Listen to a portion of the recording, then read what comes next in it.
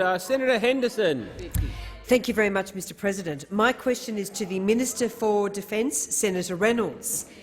Can the minister outline how the Morrison Government is keeping Australians safe by ensuring the Australian Army has the firepower, mobility and protection it needs on the modern battlefield? The Minister for Defence, Senator Reynolds. Thank you very much, Mr President, and I thank Senator Henderson not only for her question but for her passion and her relentless commitment to defence industry in Victoria. Mr President, the first role of this government, and indeed any government, is to keep Australia and also Australians safe.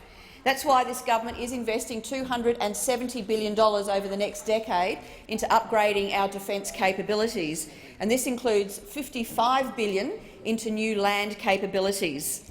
This will ensure our land forces have greater lethality, greater range, greater mobility and, most importantly, greater survivability for our troops. We must equip our army to deter potential adversaries in our region and also be able to respond with credible force. That's why this government is investing in strike weapons, watercraft, helicopters, armoured fighting vehicles, logistic capabilities and also emerging robotics and autonomous systems. Our region's challenging environment also demands that our army can fight across a range of different domains and a range of regions. Thanks to this coalition government, the ADF now has an outstanding amphibious capability centred on our two magnificent Canberra-class LHDs.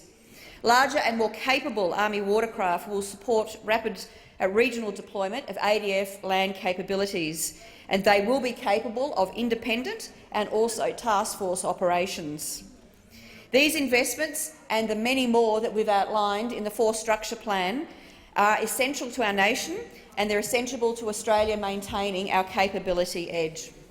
Senator Henderson, a supplementary question. Can the minister provide an update to the Senate on the self-propelled howitzer project and how this project is supporting jobs in my home state of Victoria and the great city of Geelong? Senator Reynolds. Thanks, Mr President, and again thanks Senator Henderson for that great enthusiasm for the Greater Geelong region.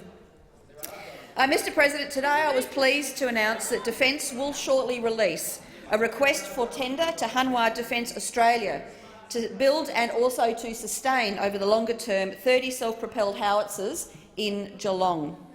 This is an important next step in progressing the Morrison Government 2019 election commitment to provide this essential capability for Army.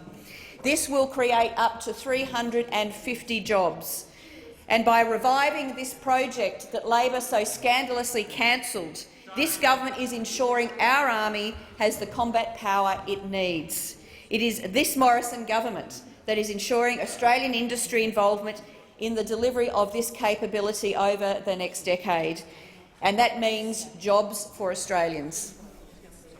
Senator Henderson, a final supplementary question. Thank you, Mr President. Can the minister provide an update to the Senate on the Hawkeye project and how this project is also supporting jobs in my home state of Victoria and the great city of Bendigo? Senator Reynolds. Well, we've got the trifecta. Thank you very much, Mr President. The great passion for Senator Henderson for Bendigo as well.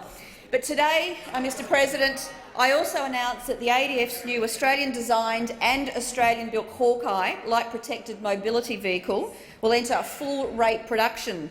That is 50 vehicles per month. Hawkeye production by Thales Australia will sustain over 200 jobs in Bendigo and an additional 180 nationwide. But most importantly, the Hawkeye will again better protect the lives of our Australian soldiers. Hawkeye has provided vital business continuity for many small businesses in Victoria, and particularly important during this time as Victoria deals with the COVID-19 outbreak. And Mr President, this is yet another wonderful example of defence and Australian industry managing business practices in a COVID-safe environment so we can continue to deliver Australian ADF capability.